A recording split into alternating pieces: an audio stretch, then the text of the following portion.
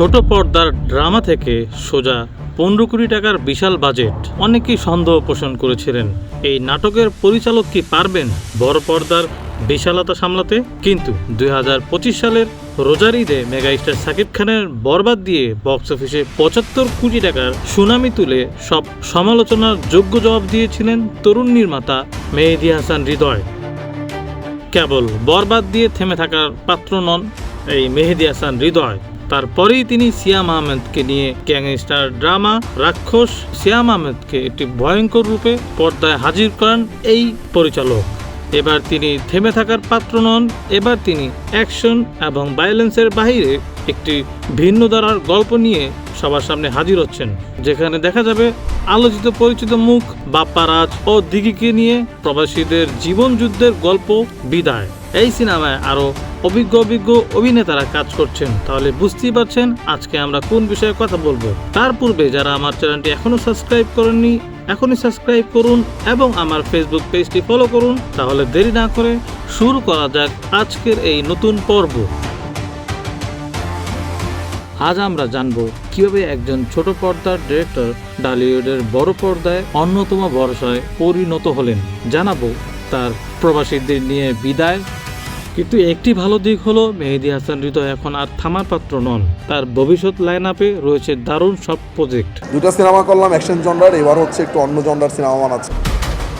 যদিও উল্লেখযোগ্য হলো তার বিদায় সিনেমা। এই সিনেমাটি মূলত প্রবাসীদের জীবনযুদ্ধ ও তাদের প্রতিদিনের সংগ্রামের গল্প নিয়ে তৈরি হচ্ছে, যেখানে ইমোশন এবং বাস্তবতার এক দারুণ মিলবন্ধন দেখা যাবে।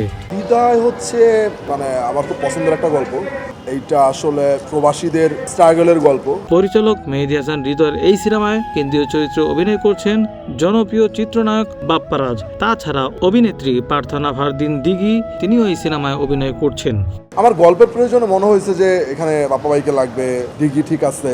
এই সিনেমার গল্পটি মূলত একটি মানবিক ও সামাজিক প্রেক্ষাপট নিয়ে নির্মিত। সিনেমাটির শুটিং হয়েছে সুনামগঞ্জের মনোরম লোকেশনে। এটি পারিবারিক গণনার গল্প এবং এতে পূর্ণাঙ্গ বিনোদন ও আবেগ মিশ্রণ রয়েছে। তাছাড়া এই সিনেমার কাস্টিং ও অভিনয় শিল্পী সিনেমাটি দুই প্রজন্মের তারকাদের একসাথে দেখা যাবে।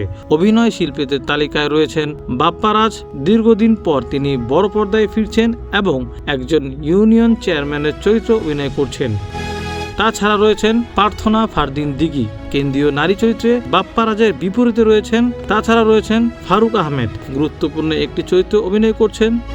আরও রয়েছেন ফজলুর রহমান বাবু এবং অন্য একটি বিশেষ চরিত্রে যুক্ত হয়েছেন আলিরাজ। তাছাড়া এই সিনেমার প্রযোজক হিসেবে রয়েছেন শাহরিন আক্তার। এই সিনেমার আসল নায়ক বা কোনো ব্যক্তি নয়, বরং এর ব্যতিক্রমী গল্পটি ছবির মূল নায়ক। গল্পটি আবির্ভূত হয়েছে বাংলাদেশের প্রত্যন্ত অঞ্চল থেকে মানুষের বিদেশে পাড়ি জমানোকে কেন্দ্র করে। এটি একটি মানবিক সামাজিক সচেতনতামূলক গল্প যা পরিবার নিয়ে দেখার মতো করে নির্মাণ করা হয়েছে। এতে মানুষের অন্তর্দ্বন্দ্ব ও বাস্তব জীবনের আবেগের একটি দারুণ মিশ্রণ রয়েছে।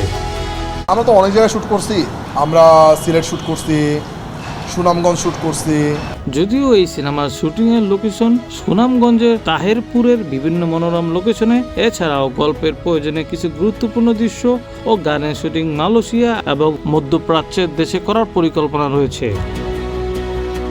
যদিও ধারণা করা হচ্ছে এই সিনেমাটি আগামী ঈদুল আজহায়, বিশেষ করে কোরবানি ঈদ বা কোনো বিশেষ উৎসবের সময় প্রেক্ষাগৃহে মুক্তির জন্য চূড়ান্ত প্রস্তুতি নেওয়া হচ্ছে।